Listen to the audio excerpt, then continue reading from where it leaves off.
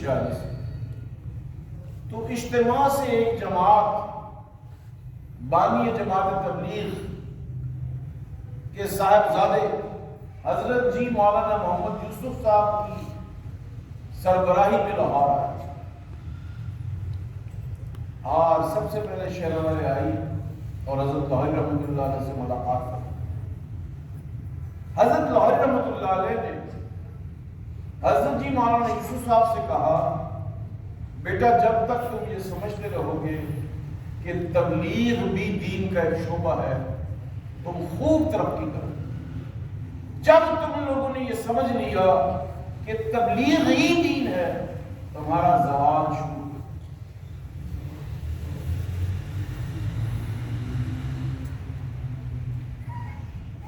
ایک منچلے نے حضرت لاہوری رحمۃ اللہ علیہ کو تبلیغ میں نکلنے کی دعوت دی تو حضرت جی مولانا یوسف صاحب نے اس کے منہ پہ تھپڑ پڑ دیا۔ حضرت فرمایا نہیں بیٹا، مولانا بانی جماعت تبلیغ جانتے ہیں کہ احمد علی کیا کر رہا ہے، اور احمد علی جانتا ہے کہ تبلیغی جماعت کیا ہے۔ تبلیغی جماعت ایک خانقاہ میں قائم ہوئی، بنگلے والی مسجد دلی میں آج بھی تبلیغی جماعت کا مرکز، اور وہ سلسلہ چشتیہ کے سب سے نامور بزرگ کی خانقاہ میں تو فرمایا کہ تبلیغ اور خانقاہ کا چولی دانوں کے ساتھ۔ میرے محترم دوست، حضرت مولانا محمد یوسف صاحب کے بعد ایک جماعت اور آئی، انہوں نے حاجی غلام دستگیر صاحب کو تبلیغ کی دعوت دی۔ حضرت لاہوری رحمۃ اللہ نے فرمایا کہ ضرور ایک جمعرات آپ شیرہ والے آئے اور ایک جمعرات آپ تبلیغی مرکز باغبان پورہ لاہور کے قریب حضرت لاہوری رحمۃ اللہ علیہ کے شاگرد حضرت مولانا محمد اسحاق صاحب کا مدرسہ تھا۔ مولانا اسحاق صاحب کو حضرت نے فرمایا کہ تبلیغ والوں کا جہاں مرکز ہے وہاں جمعہ نہیں ہو سکتا، تو وہ سب لوگ حضرت مولانا اسحاق صاحب کی مسجد میں آ کے جمعہ پڑھتے ہیں، اور اس کے بعد اندر ہی باغبان پورے کے قریب ہی تبلیغ کا لاہور کا۔ حضرت مولانا حامی صاحب نے حاجی غلام دستگیر صاحب کو اجازت دی کہ آپ تبلیغ میں خوب وقت لگائیں۔ تبلیغ میں نکلتے نکلتے وہ حضرت امیر جماعت تبلیغ حضرت مولانا زکریا صاحب رحمۃ اللہ علیہ کے قریب ہوئے اور حضرت ان کو خلافت سے متوقع تھے۔ تو ان کی پہلی خلافت حضرت مولانا سید حنفیہ صاحب سے تھی، دوسری خلافت حضرت شیخ الحدیث مولانا محمد زکریا صاحب نے دی، پھر حاجی غلام دستگیر صاحب کے چھوٹے بھائی تھے حاجی غلام سبحانی صاحب۔ حاجی غلام سبحانی صاحب کی اہلیہ نے ہمارے حضرت کو ایک دن پیغام دیا کہ میری بچیاں بڑی ہو رہی ہیں، میں اپنی بچیوں کی شادی ان سے کرنا چاہتی ہوں جن کی شرعی داڑھی اور شرعی داڑھی رکھنے کا عزم دل کے ممتاز کارڈیولوجسٹ ڈاکٹر شاہد علیہ صاحب نے کری۔ اس بڑی شرعی داڑھی کی عزم پر ڈاکٹر شاہد علیہ صاحب کا نکاح حاجی غلام سبحانی صاحب کی صاحبزادی سے ہو گیا۔ نکاح حافظ الحدیث والقرآن حضرت مولانا عبداللہ الحافظ صاحب رحمۃ اللہ علیہ نے پڑھایا۔ نکاح کے موقع پہ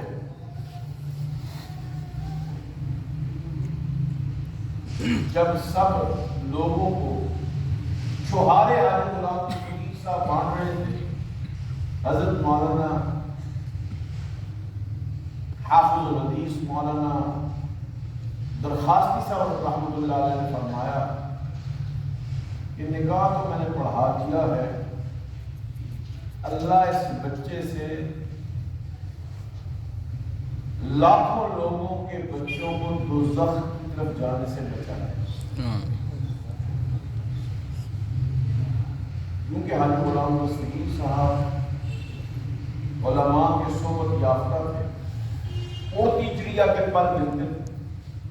فوراً جان گئے اور جانچ لیا کہ حضرت درخواستی کیا فرمائے، حضرت نے دعا کرے اللہ اس کو بھی اولاد دی، فرمایا جو دعا دینی تھی میں نے دی، چنانچہ اللہ نے اپنی سلبی اولاد سے، بایولوجیکل جو اولاد ہے اس سے تو حضرت ڈاکٹر صاحب کو محروم رکھا، لیکن کروڑوں لوگوں کے گھروں کو اللہ نے ان کی ذریعے سے آباد کیا۔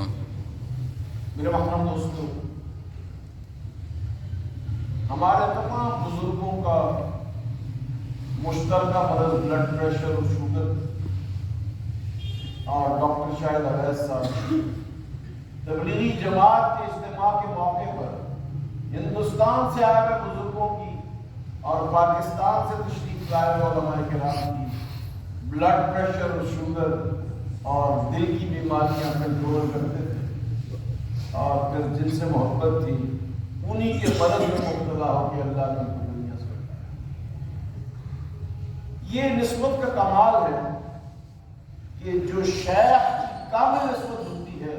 وہ مرید میں کامل منتخب ہے۔ تو جو عوارض حضرت شاہ ولی اللہ مولانا زکریا صاحب نقوی رحمۃ اللہ علیہ کو تھے، وہی عوارض حضرت ڈاکٹر شاہد اویس صاحب رحمۃ اللہ تعالی علیہ رحمت الواسعہ کے مزاج کے سب، اور نشہ آور ادویات سے لوگوں کو محفوظ کرنے کا ایک عمل تھا جو ان کی ہر خانقاہ سے، ان کی ہر اکیڈمی سے، ان کی ہر آس اکیڈمی سے ایسی لوگوں کی آس بنی کہ نشہ اپنی موت آ۔ وقت تھوڑا ہے، بات یہی عرض کرنا چاہتا ہوں کہ ڈاکٹر شاہد اویس صاحب اللہ کی ایک بہت بڑی رحمت اور ہمارے اکابر کا ان کے ایک ایک عمل کے ساتھ بڑا گہرا تعلق، اس گہرے تعلق کی یہ علامت تھی کہ زندگی میں جب بھی حضرت مولانا ڈاکٹر شاہد اویس صاحب جنہوں نے ڈاکٹر بننے کے بعد پورا علم دین پڑھا اور عالم بنے، ان کی ہر معاملے میں تعاون اور معاونت کی اللہ نے اس مرکز کو سرپرستی کی توفیق عطا فرمائی، اور جب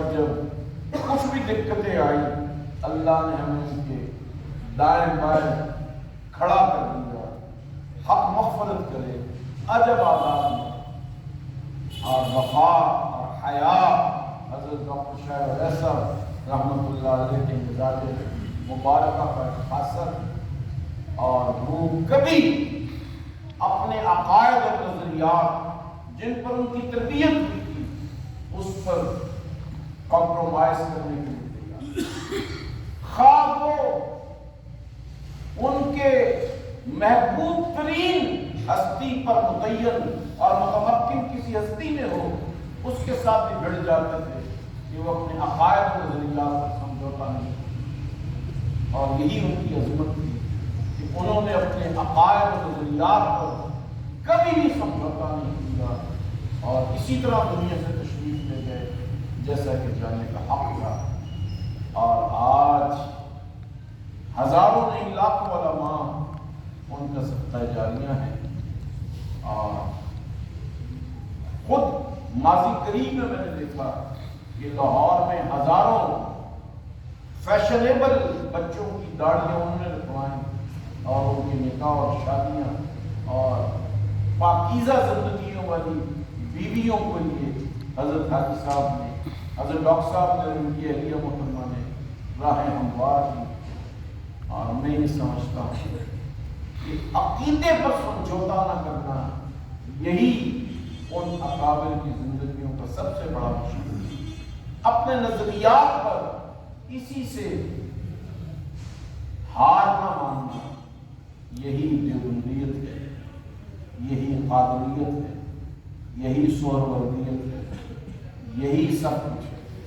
اللہ پاک ہمیں استقامت کی نصیب فرمائے۔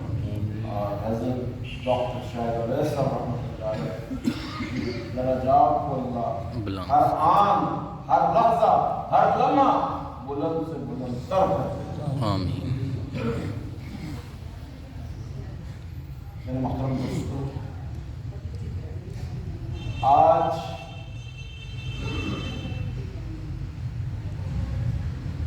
جو چبھن ہمارے دل میں ایک لفظ کے ذریعے اس کا اظہار کر کے میں اپنی بات کو سمیٹتا ہوں۔ آج جس کی اولاد نہ ہو یا جس کے پاس دو پیسے نہ ہوں، اس کو لوگ اور طرح کا سمجھتے ہیں،